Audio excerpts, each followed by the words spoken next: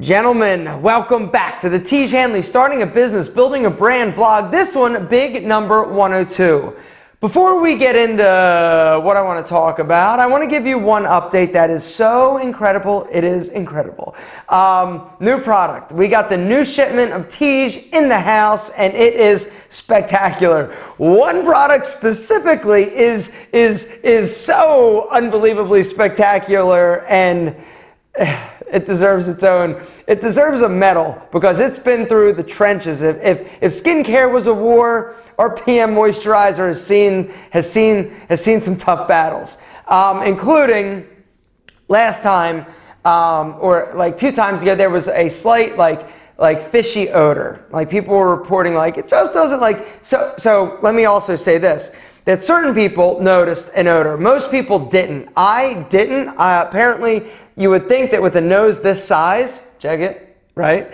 I would be very sensitive to odors, but apparently I am not. Kelley is like a bloodhound. He smells like everything. And some people that do have better senses of smell were like, yo, your PM moisturizer smells a little fishy. What's the deal? And the deal was that the batch of, I think I referenced this last vlog, the batch of, I think it was like sea collagen or something. It was a natural ingredient that we got from the sea that smelled a little bit fishy. And so that was a bit of an issue. We had to quarantine and get rid of like thousands of units because the odor was just too strong. But still, some of the units that went out, you know, the odor was still there and detectable slightly.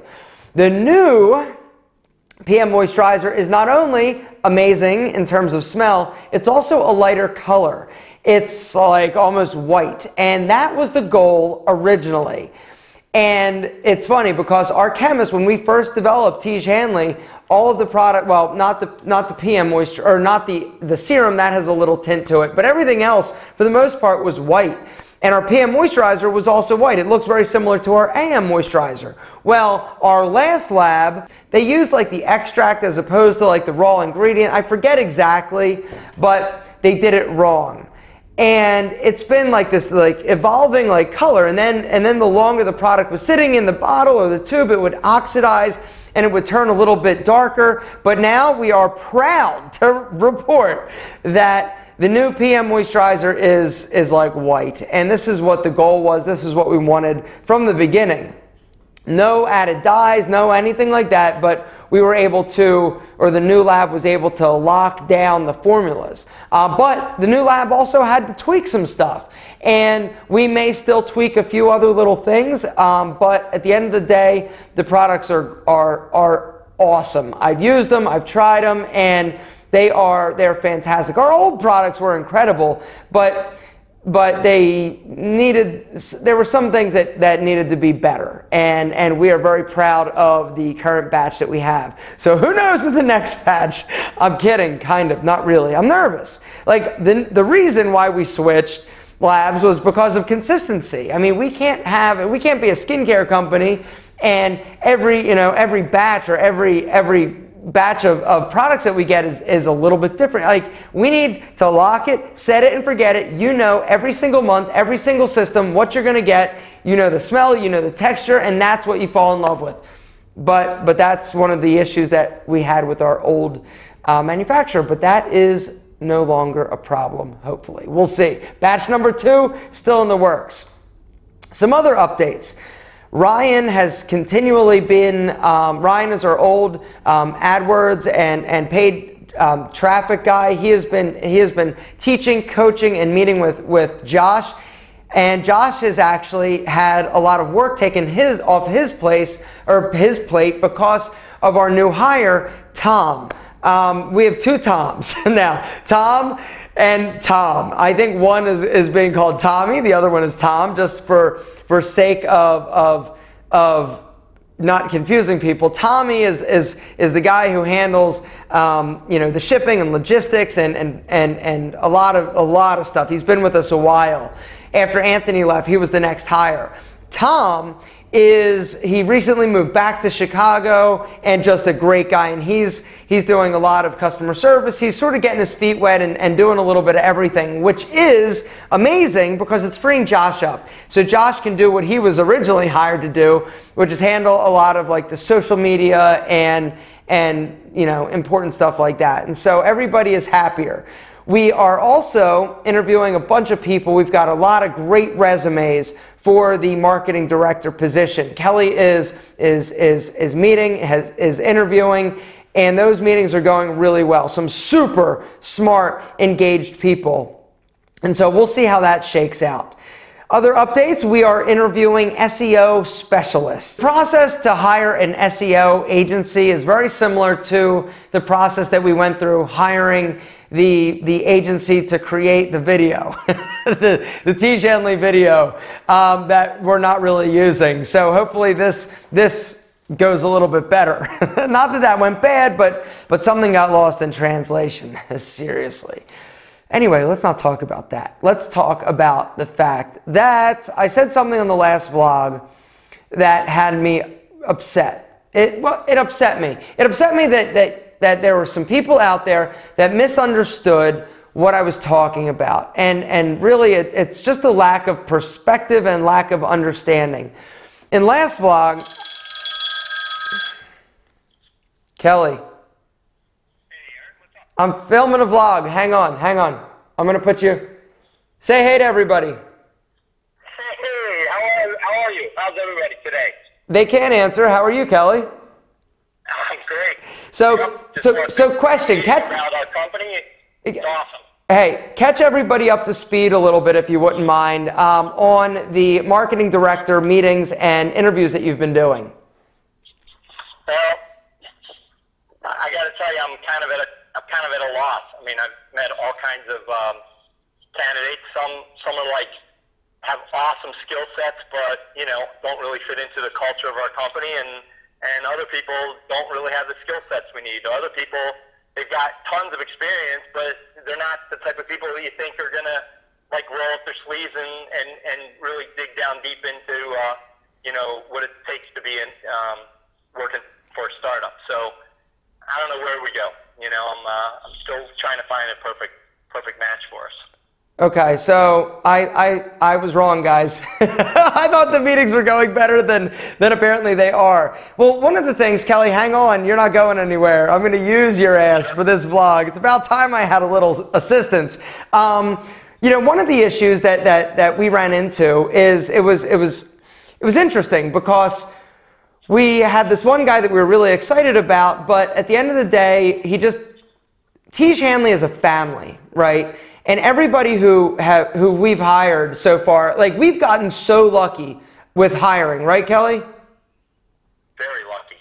Like everybody has just been like an A player, amazing, has really fit into the Tiege Hanley culture and just has sort of embraced everything. And we're on a fast track, right? We are on a ride and we need everybody to be on the same page. The issue is that when you've got some of these people that, you know, you've got to make sure that they are on the same page and that they're going to fit into a corporate culture. Why is that so important, Kelley? It's important because you just said it. It's about a family. I mean, we're close quarters, lots of guys working and girls working, you know, closely together, and you bring in, you know, the wrong personality, it can really set you back. So, you know, having the right person with the right attitude is really important. Now, I'll give you an example. I spoke to someone this morning, and this is the first person I've spoken to who came to us through, you know, through one of our Tiege Hanley guys. Her husband is a user of Tiege Hanley. And she has a really good background. I mean, she's got a lot of experience. She's definitely the type of person that gets things done. The negative with her was that she doesn't have like a lot of corporate experience, and she didn't talk at all about, you know, utilizing data and a lot of the big things that the big corporate people that have corporate experience are used to. So on one hand, I like her a lot, and I like where she comes from. And what I like the most about her was she's very truthful, very relatable, very Tiege-like. So that's the kind of challenges you have when you try to hire somebody. It's like, how do you get the right fit between all of that? Someone that's really aggressive in terms of their work style. They have confidence. They're not cocky. They're part of the team. They have humility, but they've also managed to build teams. So the other challenge. It is a challenge.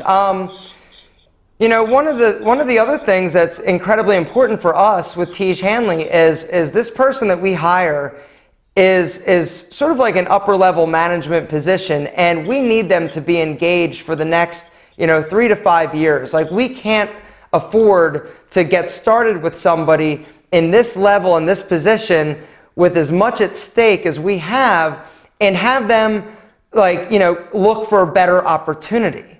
And in the world of technology, in the world of startups, it's tricky because a lot of these really talented guys are always looking at what's next. The other thing is that they're looking for better opportunities, and they get poached. Like, you hear a lot about people getting poached or stolen from companies, and we're at a very fragile place in terms of our business and where we are. I mean, we're just getting off the ground, and this next hire, we are entrusting so much in their abilities and for them to really embrace us and to come on and sort of like be all in, that we can't afford to have somebody who's sort of dipping their toe in Tiege Hanley AM moisturizer, so to speak. Right, Kelley? You're spot on.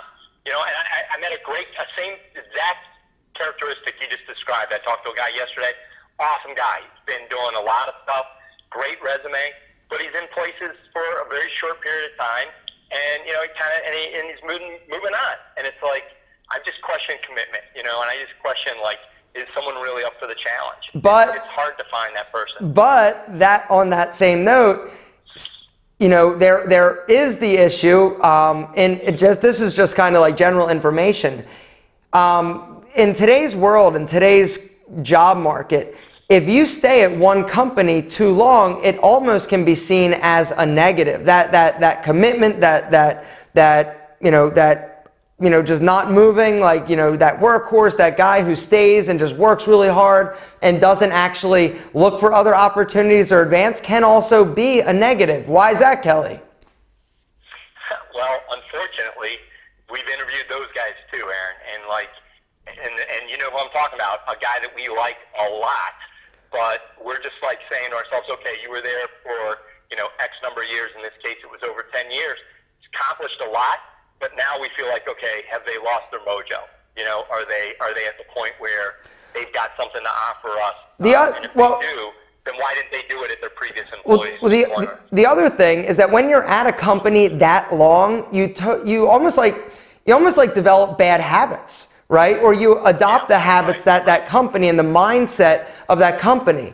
And if it's not a fast growth, a tech intensive company, you're going to bring a lot of the bad habits. And not that they're bad, but the mindset of some of these other companies versus Tiege Hanley, which is a very fast growth company that has a lot at stake, that has big goals and big dreams and big places to go. You need somebody with sort of this like cockeyed optimism of hey, I'm ready to take you guys, and I can do it, and we can do it as a team. But adopting and sort of being at a company so long can definitely interfere with your ability to basically accomplish it at a new situation or new environment. Kelley? Yeah, exactly. Yeah, I mean, look. It's hard. Hiring, if you haven't heard this before, this is job number one for a CEO is hiring great people. I mean, and truthfully, any senior manager, any C-suite type of a person, their number one most important job is to hire great people and to train great people and to give great people the opportunity to do what they do best.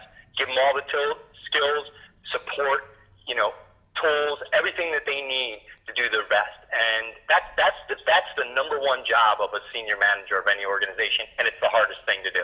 It's really hard. I mean, we're looking for, it's equivalent of like trying to put together an NBA team. Who's the next best star? Like, who's the person that's been in the league for a little bit, but not for too long? Who's been the one that's doing really well, but hasn't been the superstar? Who's the one that's hungry and, you know, comes from a place where it means something to accomplish goals and everything else, and has a great attitude? That's who we're looking for. It's just hard. Yeah, man. Not easy. Otherwise, we'd have, you know, everybody else would be doing it, right? That's absolutely right. Well, Kel, anything else before I let you go? This has been really great having you. This has been the easiest vlog I've ever done. Yeah, hey, look, I know you don't want to go into it all right now, Aaron, but there's so much going on. I mean, Rob's been super busy this week. Tom B, you know, our second hire in customer service, is like really doing an awesome job with customers, helping out Tom a lot. That means Josh is focusing on marketing. We've been back-to-back meetings all week. Great agencies, you know, we've dismissed some other ones, you know, we really like. Got some great partners in Detroit, great partners in Santa Monica. You know, it's just that we've hired on and signed contracts with. It's great. I mean, transitioning off of Ryan, the list goes on and on. And so upset to lose Ryan, but, you know, we're invigorated. We think, you know, what we got going with Facebook is good. So it's just a long list of great things. And I know, if you haven't said this already, I don't want to, you know, spoil the secret, but we're back in product again. Everybody's sleeping at night, so. Well, it's great product too. The PM doesn't smell like fish. No, they've got, our current supplier has got the, you know, the marine collagen sourced from marine collagen that wasn't like from the stanky pile. So, the stanky pile. All right, you're gonna say something you shouldn't. Hey, I also would just like to congratulate you on the promotion. Kelley is now our CEO and is president and taking us to the big leagues, right, Kel? It's awesome. Yeah, it's so exciting. So great stuff. I mean, congratulations. The team looks awesome. Congratulations, and I'll talk to you soon. Let me wrap this baby up. See everybody. See you guys. Thanks for hanging with us. Appreciate it. Bye. You don't get that at Baxter, California, or Jack Flag, do you, boys? How cool is that? I just want to take this opportunity. Kelley is such a smart guy, and that's, I've said this on multiple vlogs, multiple occasions, how lucky I feel that I've got such great partners. Rob, Kelley, just rock stars. So let me quick finish up with what I was getting at. Last vlog, I mentioned that I was freaked out a little bit because somebody came up to my office and wanted to hang out and wanted to meet, and I had made the reference like I don't like it. I don't like it. I don't know how to handle it. It's uncomfortable for me, and I'm totally cool when I meet people out. I love it. It's one of the top things in my day whenever I meet somebody who likes my videos. And some of the comments couldn't have been more wrong. And they were basically accusing me of not being appreciative of the fact that people want to meet me and that I should just welcome them in, have a chat, and you know, that I'm ungrateful.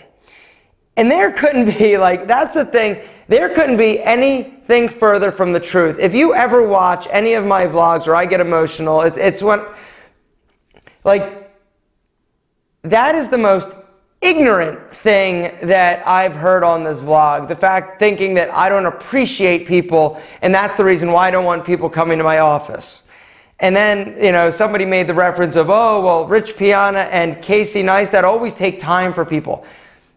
I can assure you, I take time with people whenever I am fortunate enough to meet them. The whole thing with me not wanting people to show up in my office, it's a vulnerability thing. Whether or not you know this or not, I have had my share of really bad fans too. To the point of me going to the police because I was worried about my safety, my family's safety.